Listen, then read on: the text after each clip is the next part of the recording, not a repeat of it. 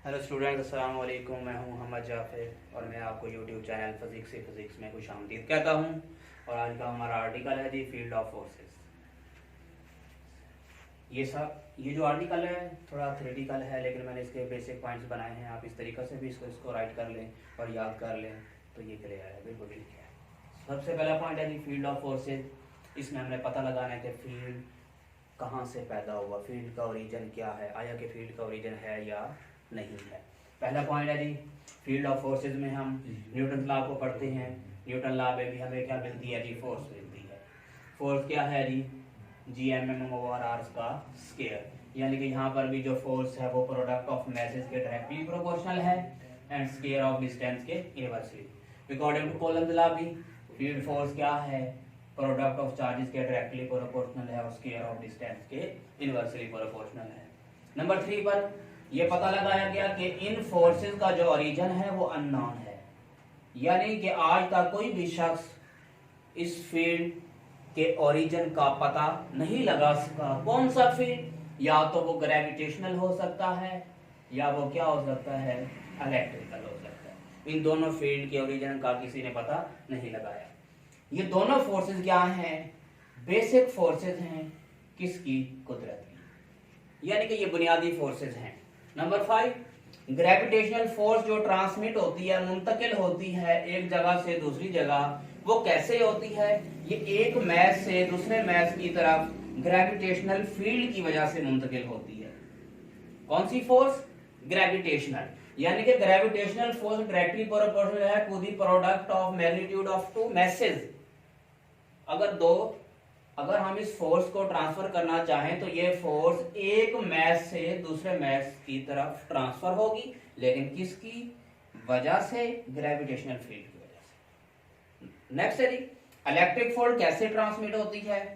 Electric force transmit होगी एक charge से दूसरे चार्ज की जानिब, एक चार्ज से दूसरे चार्ज की जानिब, लेकिन किसकी वजह से, इलेक्ट्रिक फील्ड की वजह से।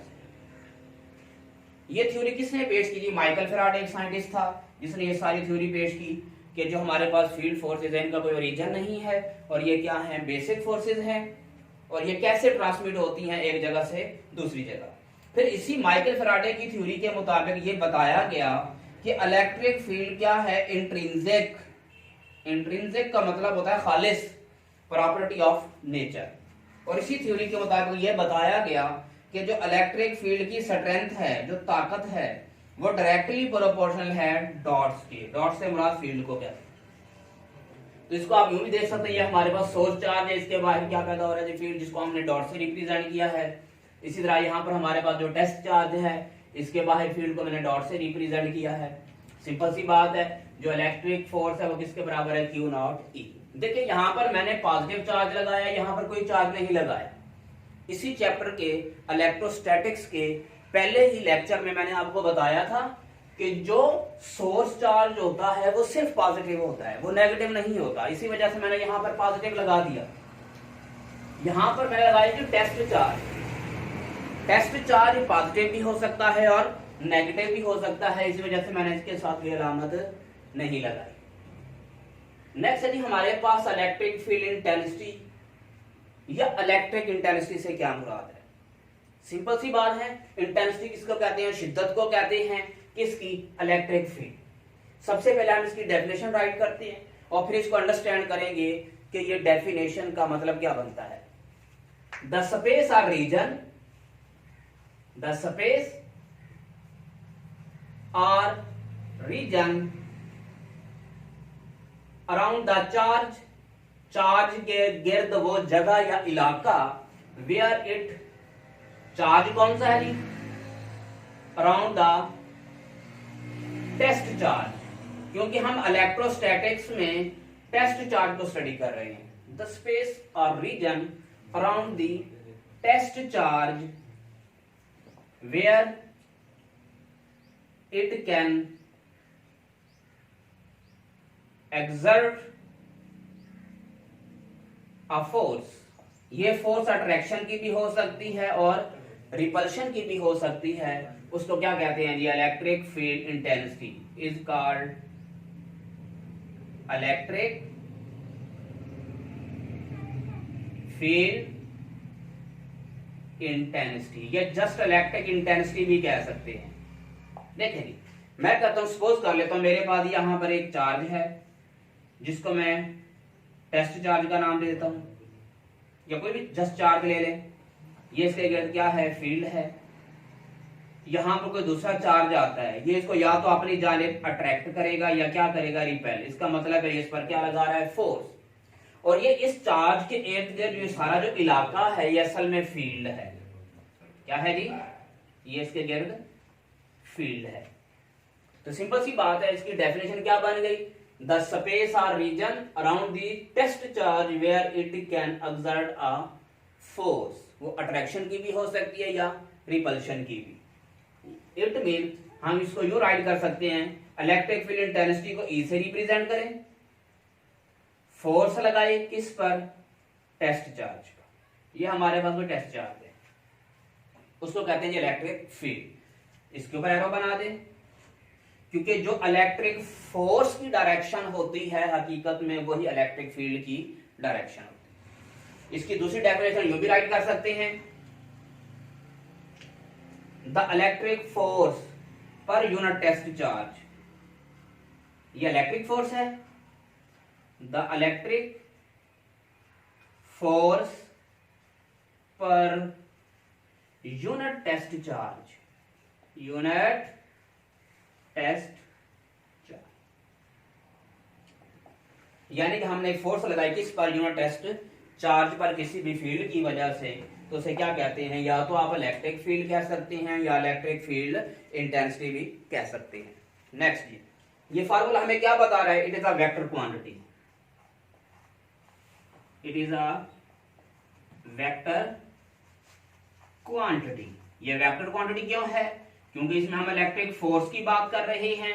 अगर ये वेक्टर है तो ये भी क्या उसके डायरेक्टली है, तो ये भी क्या कहलाएगी, वेक्टर, क्योंकि दोनों की डायरेक्शन क्या होती है, बिल्कुल सेम होती है, इनमें कोई चेंज नहीं आता।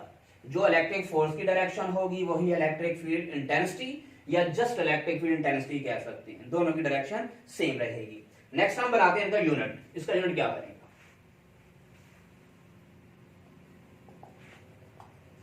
क्योंकि हमारे पास फार्मूला मौजूद है, यूनिट बनाना कोई मुश्किल काम नहीं है। यूनिट देखिए, फोर्स किस में होती है जी, न्यूटन में। चार्ज किस में होता है, कूलम में, तो ये बन गया न्यूटन पर कूलम। इलेक्ट्रिक फील्ड इंटेंसिटी या इलेक्ट्रिक फोर्स का जो यूनिट है वो न्यूटन पर कूलम के है। इसके अदर यूनिट्स भी हो सकते हैं, अदर यूनिट्स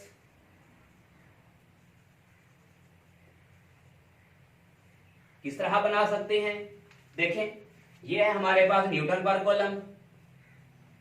न्यूटन क्या होता है, केजी मीटर पर सेकंड स्क्वायर।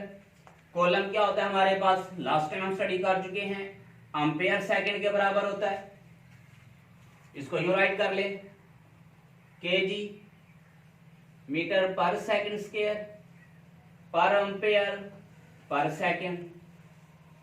अगर हम इसको यूं राइट कर लें, मीटर, ये भी सेकंड पर स्क्वायर है, वो भी क्या है, पर सेकंड, दोनों की पावर ऐड हो जाएंगी, पर क्यों बन जाएगा, पर एम्पेयर।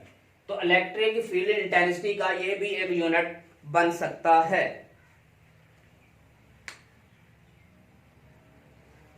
अगर हम इसकी डायमेंशन बनाना चाहें, डायमेंशन क्या बनती है,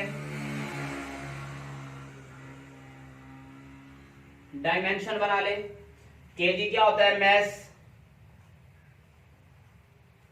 मीटर क्या होती है जी, लेंथ, सेकंड क्या होता है, टाइम, और करंट की डायरेक्शन हमेशा ए से ही रिप्रेजेंट की जाती है, डायमेंशन, और इसके लिए स्क्वायर ब्रैकेट लगा दें। पहला यूनिट ये था, नंबर 1। नंबर 2 ये हो सकता है, इसको आप नंबर 3 दे दें, ये भी बन सकता है। ये डायमेंशन बन गई, ये ऑब्जेक्टिव में भी अक्सर पूछी जाती है कि इलेक्ट्रिक फील्ड इंटेंसिटी या इलेक्ट्रिक इंटेंसिटी की डायमेंशन क्या होगी, ये इसके अदर यूनिट्स क्या बन सकते हैं। एक और भी इसका यूनिट है जी, नंबर उसको हम 4 दे देते हैं, ये वोल्ट पर मीटर भी हो सकता है। क्या हो सकता है जी, वोल्ट पर मीटर। आई थिंक कि आपको ये लेक्चर बड़े अच्छे तरीके से समझ आ गया होगा। सारा लेक्चर नोट कर लीजिए और इसको हमेशा अच्छे तरीका से याद कर लीजिए। नेक्स्ट है जी electric field intensity due to a point charge. Electric field intensity, electric field intensity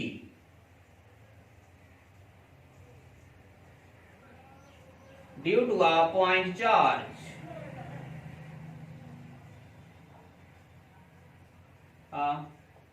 point charge.